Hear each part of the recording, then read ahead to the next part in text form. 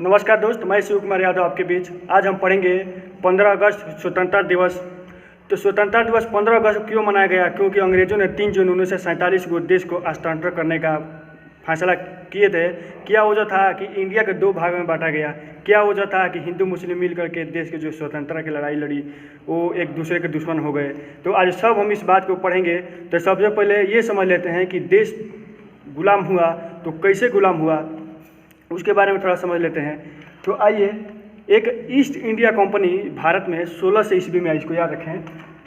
1600 ईस्वी में east India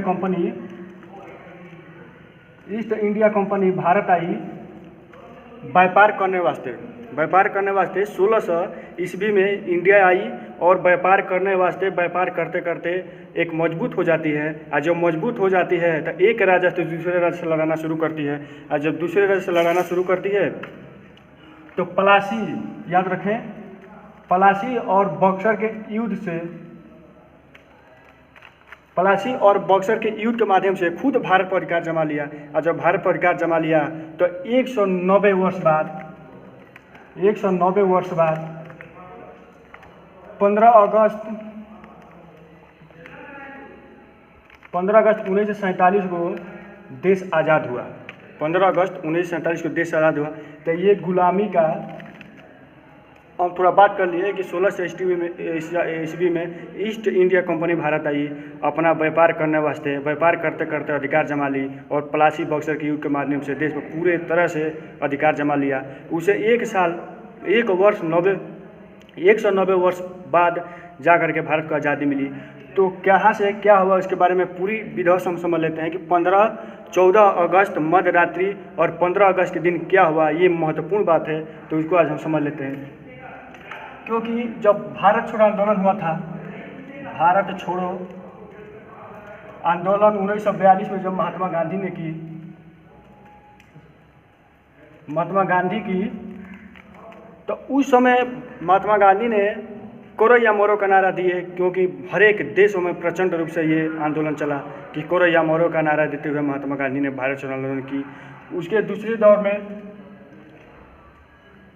जो सुभाष चंद्र बोस, याद रखें, सुभाष चंद्र बोस की जो आज़ाद हिंद फौज ने आक्रमण कर दिया। जब आक्रमण कर दिया तो अंग्रेज़ों का फौज या अंग्रेज जो ब्रिटिश शासन थे वो कमज़ोर हो गया। और जब कमज़ोर हो गया तो 1939 से 1945 तक जो 20 युद्ध चला, तो 20 युद्ध में ये उन्होंने फैसला कर लिया कि अब हम भारत को अधिकार ज़्यादा दिन तक नहीं कर सकते हैं, अधिकार नहीं जमा सकते हैं। तो उसके बाद ये हिंदुस्तान में ये खलबली मच गई कि अब हमको आज़ादी मिलेगा, अंग्रेज़ों से हमको मुक्ति मिलेगा। तो भारतीय जो नेताओं थे उन्होंने अपना एक अलग संविधान बनाने की घोषणा की कि हमारा अलग संविधान होगा, एक हट के संविधान होगा। तो संविधान सभा की बैठक शुरू हो गया। तो याद रखें 9 दिसंबर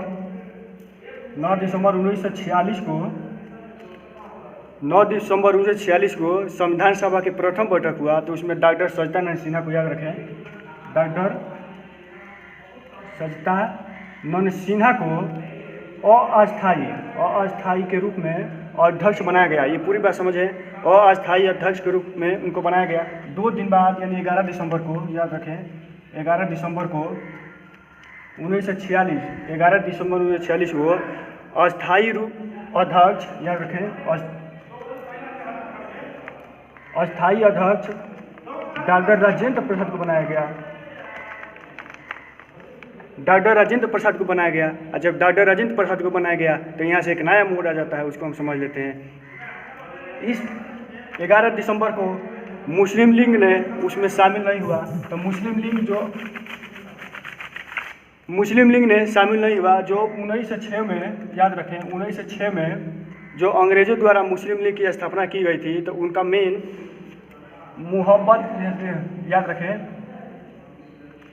मोहब्बत अली जिन्ना ने उसमें शामिल नहीं हुआ। शामिल नहीं होने का मतलब ये था कि मुस्लिम लीग ये समझते थे कि जब देश आज़ाद होगा तब देश का प्रधानमंत्री मोहब्बत जिन्ना बनेंगे। लेकिन ये संभव नहीं था। और जब ये संभव नहीं था तो मोहब्बत जिन्ना ने एक अलग देश बनाने का फैसला किया। जब अलग देश बनाने का फैसला किया तो पूरे देश में हंगामा शुरू हो गया। इसको याद रखें। पूरे देश में हंगामा शुरू हो गया। जब देश में हंगामा, हिंदू मुस्लिम का हंगामा शुरू हो गया, तो उस समय वल्लभ भाई पटेल, याद रखें, वल्लभ भाई पटेल, जवाहरलाल नेहरू और doctor Rajendra Prasad,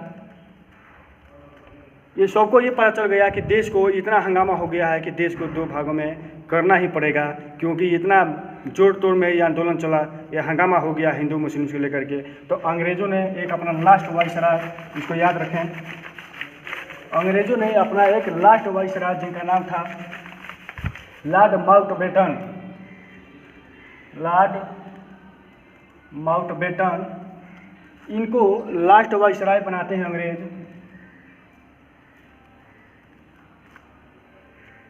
last viceroy बनाते हैं, याद रखें, वाइसराय बनाते हैं। और ये निर्देश दिया गया लॉर्ड माउंटबेटन को, ये निर्देश दिया गया कि आप जो है कि 3 जून 1948 को देश को हस्तांतरण कर देना है। हस्तांतरण का मतलब समझ लेते हैं। हस्तांतरण, इसका मतलब ये है कि हिंदुस्तानियों के हाथ में दे देना। ये बात सुनते ही और मुस्लिम लीग में हंगामा हो गया और जोर तोड़ से विद्रोह करना शुरू कर दिए। जब विद्रोह शुरू कर दिए तो राजगोपालचारी ने, जो लास्ट में चल करके भारत का भारतीय गवर्नर जनरल बनते हैं, उन्होंने लॉर्ड माउंटबेटन को ये बताया, सी राजगोपालचारी, याद रखें, राजगोपालचारी, उन्होंने जो लास्ट में चल करके ये भारत का गवर्नर जनरल बनते हैं, भारतीय गवर्नर जनरल बनते हैं, तो ये जो है कि लॉर्ड माउंटबेटन को ये बताए कि आप जो डेट रखे हो 3 जून 1948 को, तो ये इतना लंबा समय और देश को बर्बादी के तौर पर लेके और बर्बादी कर सकता है। तो इन्होंने, लॉर्ड माउंटबेटन ने 4 जुलाई, इसको याद रखें, 4 जुलाई 1947 को एक ब्रिटिश सचिवालय में ये प्रस्ताव भेजते हैं। जब प्रस्ताव भेजते हैं तो 18 जुलाई, इसको याद रखें, 18 जुलाई 1947 को ये आदेश आता है कि देश को 2 भागों में किया जाएगा, एक तरफ हिंदुस्तान और एक तरफ पाकिस्तान। ये जब बात पता चला तो जो मोहब्बत अली जिन्ना थे, उन्होंने ये बताया कि जब देश को 2 भागों में कर दिया गया है तो इसको बंटवारा भी कर दिया जाए। जब बंटवारा कर दिया जाए तो इसके बाद एक ब्रिटिश वकील, यानी जो लॉर्ड माउंटबेटन थे, वो एक ब्रिटिश वकील जिनका नाम था, याद रखें, वकील रेडक्लिफ को इन्होंने आदेश दिया कि आप पूरे भारत को भ्रमण करो और ये पता लगाओ कि कहाँ से कौन से देश को बंटवारा किया जाए।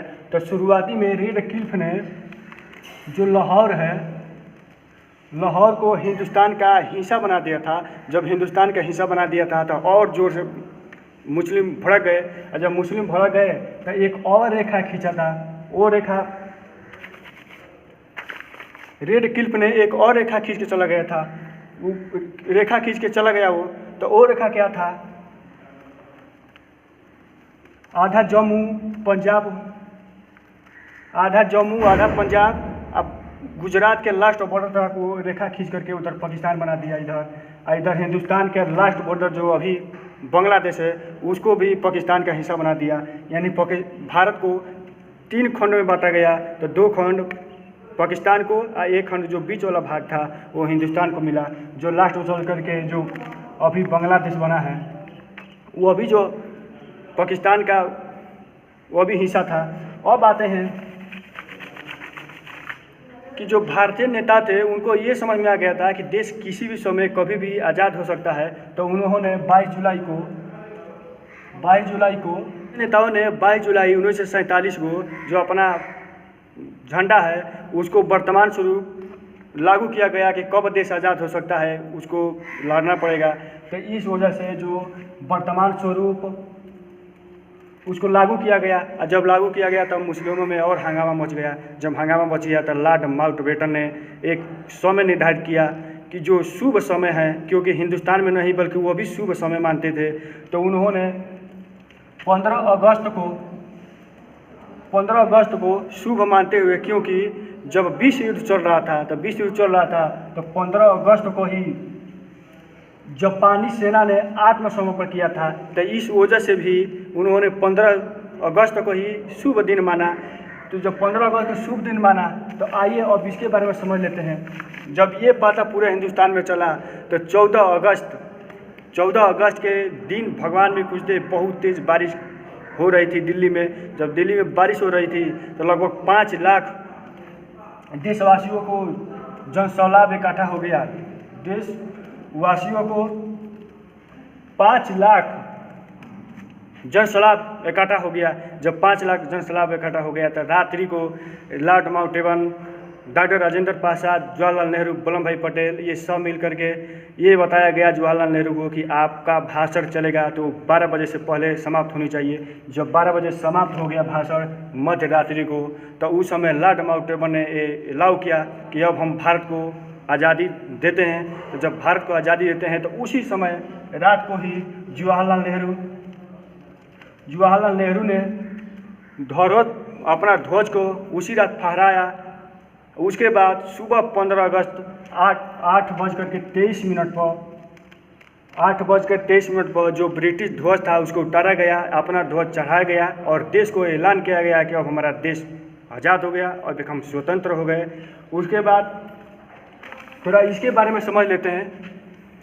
जो हमारा ध्वज है, जो झंडा है, तो उसको 22 जुलाई को अपनाया गया, वर्तमान स्वरूप अपनाया गया। उसके बाद 15 अगस्त 1947 से लेकर के 26 जनवरी 1950 के बीच में उसको राष्ट्रीय ध्वज के रूप में अपनाया गया। तो उसके बारे में थोड़ा समझ लेते हैं, क्योंकि 26 जनवरी या 15 अगस्त के दिन उसको ज़्यादातर फहराया जाता है। तो उसके बारे में समझना बेहद ज़रूरी है, क्योंकि ये हमारा मान चलो कि हमारा ध्वज है,